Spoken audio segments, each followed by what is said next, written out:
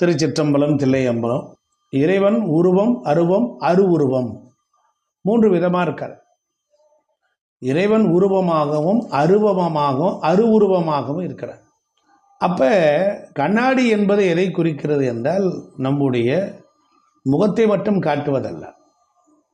அந்த கண்ணாடி மகாலட்சுமியை குறிக்கிறது. நாம் ஒரு கண்ணாடியில் பார்த்தா நம்ம இடத்தில் இருக்கக்கூடிய அசிங்கங்கள் அழுக்குகளை எல்லாம் அதை பார்த்து வெளிப்படுத்தி காட்டி விடுகிறோம்.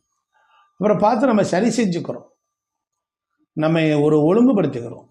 அது தலையாக இருந்தாலும் முகமாக இருந்தாலும் நம்முடைய நடைமுறை பாவனைகள் எல்லாவற்றையும் ஒழுங்கு செய்யும். எதையெல்லாம் ஒழுங்கு செய்ய வந்ததோ, எதையெல்லாம் ஒழுங்கு செய்ய காரணமாக இருக்கிறதோ, எதை ரூல் படுத்துறதோ அது எல்லாமே உயர்ந்தது. கண்ணாடி வைத்து வணங்குதல் அப்படிங்கிற பண்பாடு எதை குறிக்கிறது என்றால், இந்த கண்ணாடி நமக்கு மகாலட்சுமியினுடைய அம்சம். இந்த மகாலட்சுமியினுடைய அம்சம் இருக்கக்கூடிய இடத்தில் நாம் அதை வைத்து கொள்ளலாம். இப்படி இறைவனுக்கு கண்ணாடி காட்டுதல், சாமரம் வீசுதல், சத்திரம் சாமரம் அப்படிங்கிறதெல்லாம் இருக்குது. இதெல்லாம் வழிபாட்டுகளே உண்டு. அதனால் நம்ம பூஜை அறையிலும் இந்த மாதிரி கண்ணாடி வச்சுக்கலாம். அடுத்த ஒரு கேள்வி, பூஜை அறையில் சங்கு வைத்து பூஜிக்கலாமா? சங்குல வலம்புரி சங்கு, இடம்புரி சங்கு ரெண்டுக்கும் பவர் ஒன்று தான். கும்பாபிஷேகத்தில் மூலிகை பொருட்களில் வலம்புரிக்காய் இடம்புரிக்காய்னு ஒன்று உண்டு. ரெண்டையுமே ஹோமத்தில் போடுவாங்க. இறைவன் வலமாக வந்தாலும் இடமாக வந்தாலும் நேருகதியில் வந்தாலும் வக்ரகதியில் வந்தாலும் வாழ்வை மலரச் செய்வாய் என்பது தான் அர்த்தம். வலம்புரி சங்கு வைத்து கொண்டு பல வேலை செய்யலாம். வலம்புரி சங்கில் தீபம் ஏற்றி வணங்கி வழிபடலாம், சங்க ஊதலாம். சங்கின் நாதம் தீய சக்திகள் கண்டு அலறும்.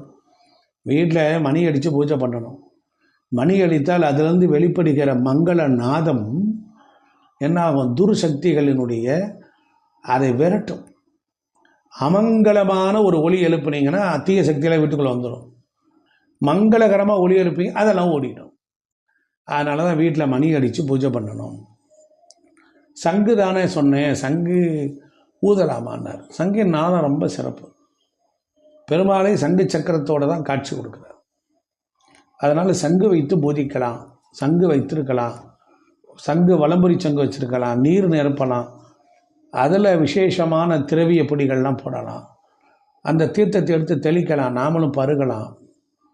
ஒரு வீட்டில் வெளியிலேருந்து கொண்டு வரோம், ஒரு பணம் கொண்டு வரோம், அதில் அசுத்த மாயை இருக்கா, சங்கு தீர்த்தத்தை எடுத்து தெளிக்கலாம்.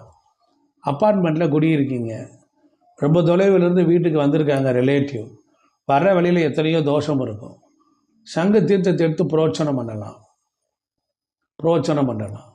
கொண்டு வந்த பணத்தை புரோட்சனம் பண்ணலாம். வீட்டுக்கு ஒரு பீரோல் வாங்கியிருக்கோம், கட்டில் வாங்கியிருக்கோம், புதுசாக துணிமணியெல்லாம் வாங்கிட்டு வந்திருக்கோம், பட்டு புடவை அது நிறையா வாங்கியிருக்கோம், பர்ச்சேஸ் பண்ணியிருக்கோம்.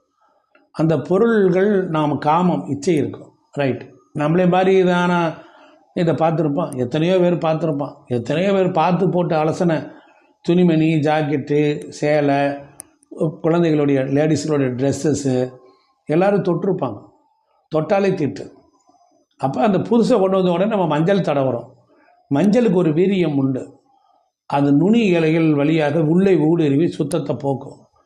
ஆனால் அதை விட ரொம்ப சுத்தம் சங்கில் இருக்கக்கூடிய தீர்த்தத்தை எடுத்து சுத்தப்படுத்துதல், புரோட்சனம் பண்ணுதல், தெளிக்கும் போது அதனுடைய தீட்டுக்கள் போகும்.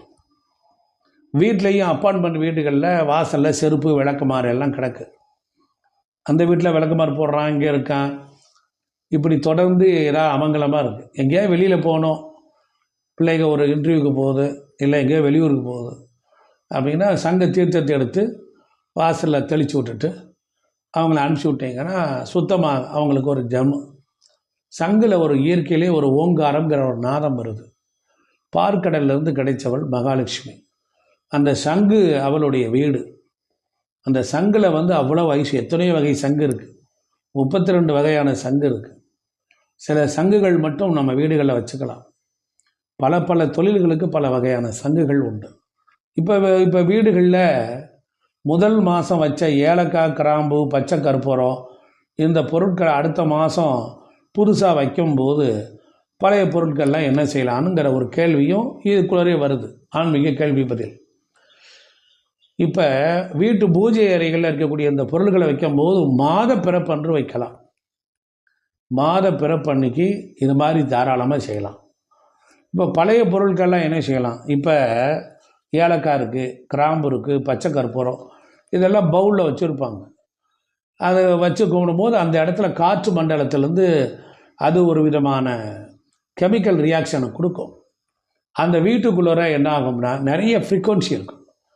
இப்போ இதெல்லாம் வச்சா நிறைய பேர் எகத்தாளமாக இதெல்லாம் வச்சா உடனே பணம் வந்துடுமா அப்படின்னு கேட்குறாங்க. எத்தனை பேர் தீய பொறாமை பார்வையில் இருக்கிற, எத்தனை கெட்ட எண்ணம் கெடு எண்ணத்தோடு வீட்டுக்குள்ளே சிந்திக்கிறீங்க. அடுத்த வேலைக்காரனுக்கு எவனையோ சிந்திக்கிறீங்க, எவனையோ நினச்சி ஃபோனில் வைகிறீங்க. பக்கத்து வீட்டுக்கு வந்து போனவன், 4 வீட்டுக்கு வந்து போனவன், எல்லாருடைய காமங்கள் எதிர்மறையான எண்ணங்கள்லாம் அந்த காற்று மண்டலத்தில் சுத்தமில்ல. இது எல்லாத்தையும் நீங்கள் க்ளீன் பண்ண முடியுமா? முடியாது. நீங்கள் உங்கள் உயர்வு குறித்து, வாழ்க்கையில் முன்னேற்றம் குறித்து, உங்கள் பணம் ஐஸ்வர்யமான வாழ்க்கைக்கு உதவியாக இருக்கணும். உங்கள் எண்ணம் சுத்தமாக இருக்கணும்ல. நீங்கள் வேண்டிய விரும்பிய ஒன்றை சுலபமாக அடைவதற்கு நீங்கள் உங்களை தயார்படுத்தியிருக்கீங்களா? இல்லையா? உங்கள்கிட்டே நெகட்டிவ் இருக்குல்ல. அப்போ வீட்டில் குப்பை விழுந்தால் கூட்டிடலாம். காற்று மண்டலத்தில் இருக்கக்கூடிய குப்பைகள் நெகட்டிவெல்லாம் எப்படி போக்குறது? பூஜை அறையில் வைக்கலாம். சில பொருள்கள் நச்சு சக்தியை வாங்கக்கூடியது. சில உப்புக்கள்லாம் வச்சிங்கன்னா நச்சு சக்தியை இழுத்துரும். சாம்பிராணிலாம் போட்டிங்கன்னா எல்லாத்தையும் டிராஃபிக்கை க்ளீன் பண்ணிடும். அப்போ இந்த ஏலக்காய் கிராம்பு எல்லாமே அது வாங்கிடுது. டீ கடையில் டீ போடுறான், எத்தனையோ டீ போடுவான். போட்டு முடித்தோடனே அந்த சக்கையை மறுபடியும் தூக்கி போட்டு மறுபடியும் புது டீ தூள் போடுவான். அது மாதிரி தான் ப்ராசஸிங். அப்போ இதை என்ன செய்யலாம்? இதை கொண்டுட்டு போய் இதில் இருக்கு பாருங்கள். இதை நாம் கோயில்களில் ஒரு துணி மூட்டையாட்டம் கட்டலாம். இந்த பச்சை கற்பூரம் ஏலக்காய் துணியில் ஒரு மூட்டையை கட்டலாம்.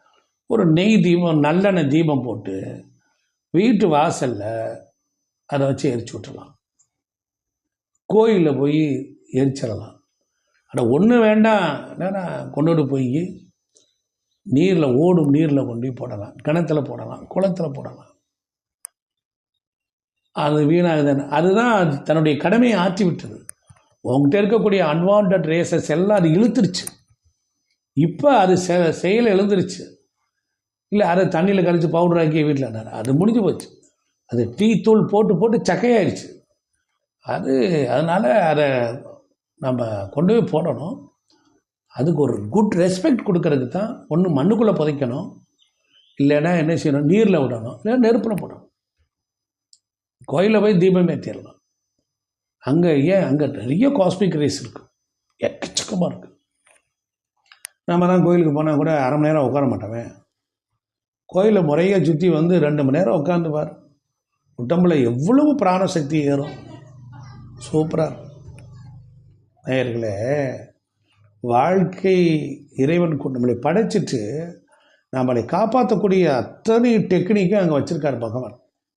நமக்கு தான் கொஞ்சம் புரியல, சோம்பேறித்தனம், எல்லாம் வேகமாக நடக்கணும்னு நினைக்கிறோம். ஒரு அம்மா கேட்குறாங்க, எங்கள் வீட்டில் மேற்கு பார்த்தே தான் பூஜை பண்ணக்கூடிய கபோர்டு இருக்குது. சின்ன வீட்டில் இருப்பாங்க, வாடகை வீட்டில் இருப்பாங்க, எத்தனை ஆயிரம் வீடுகள், கோடிக்கணக்கான வீடு. பூஜை பண்ணணும்னு ஆசை இருக்குது, வீடு குண்டங்க கட்டி வச்சிடுறாங்க. சரி, அது அவர்கள் கட்டுறாங்க, நாம் போகிறோம். நிறைய நல்ல விஷயங்கள் கிடைக்கல. அடுப்படி நல்லா இருந்தால் இப்போ டாய்லெட் பாத்ரூம் ஏட்டிக்கு முட்டியாக இருக்குது. இல்லை கன்னிமூலையில் ரூம் வந்துருச்சு அப்படின்னா கரெக்டாக கன்னிமூலையிலே கொண்டு கக்கூசை போடுறான். இல்லை சாமி இங்கே பூஜை தானே வரணும், பூஜை அறை தானே வரணும் அப்படின்னா என்ன செய்யணும்? 2 லெட்டின் பாத்ரூம் இருக்கேன், இதை அடைச்சிக்க, அங்கே யூஸ் பண்ண வேண்டாம் சாமி, பூஜை அறை. அப்போ ஈசானி மூலையில் ஒரு ரூம் இருக்குது, ஒரு கப்போர்டு இருக்குது, அங்கே வைக்கலாமா அப்படின்னு கேள்வி வருது. நிறைய பேர் வைக்கலாம். மேற்கு பார்த்து இருக்க கப்போர்டில் சாமி படங்கள்லாம் இருக்குது. சாமி கிழக்கு பார்த்து தானே சாமி இருக்கணும் அப்படின்னா, அப்போ நீங்கள் மேற்கு பார்த்து வச்சா கிழக்கு பார்த்து நின்று நாம கும்பிடலாமான்னாரு. இறைவன் சூரிய சந்திரனை போன்றவன். சூரியனும் சந்திரனும் இருக்கிற திசையை நோக்கி சாமியை வச்சுக்கலாம், நாம் நின்று கும்பிடலாம். அப்போ கிழக்கு பார்த்து இருக்கும்போது என்ன, மேற்கு பார்த்து வைத்திருக்கக்கூடிய படங்கள் பிரார்த்தனை செய்தால் வெற்றி உண்டாகும். மேற்கு பார்த்து இருக்கிற படங்களுக்கு பூ போடலாம், சந்தன குங்குமம் பொட்டு வைக்கலாம், எல்லாம் செய்யலாம். அப்படியா? ஆமாம், ஒன்றும் துன்பம் வராது. தாராளமாக வச்சு கும்பிட